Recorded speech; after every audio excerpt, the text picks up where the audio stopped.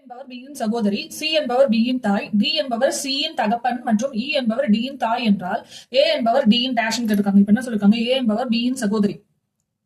A என்றவர் வந்து B யோட சகோதரி. அப்போ இவங்க ரெண்டு பேரும் சிப்ளிங்ஸ். இவங்க ரெண்டு பேரும் சிப்ளிங்ஸா? நெக்ஸ்ட் என்ன கொடுத்திருக்காங்க? C என்பவர் B இன் தாய். B யோட தாய். C என்றவங்க வந்து B இன் தாய்னா A, B க்கும் ரெண்டு பேருக்கும் தாய் தானே. A, B இன் தாய் தான் C. நெக்ஸ்ட் வந்து D என்பவர் C இன் தகப்பன். C யோட தகப்பன் வந்து D. C இன் தகப்பன்.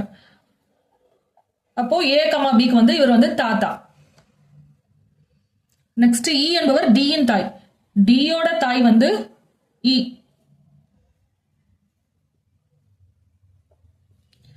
இங்க வந்து என்ன கேட்டிருக்காங்க? A என்பவர் D இன் டேஷ். A என்பவர் D என்னன்னு கேட்டிருக்காங்க. A யோட அம்மா வந்து C யோட அப்பா வந்து D. அப்போ C யோட அப்பான்னும் போது, அம்மாவோட அப்பான்னும் போது A க்கு வந்து தாத்தா ஆகுவாங்களா? இங்க தகப்பன் சொல்லியிருக்கிறதுனால தாத்தா. அப்போ இங்க ஏன்றது வந்து சகோதரி, அதனால பேத்தி. D க்கு வந்து A வந்து பேத்தி.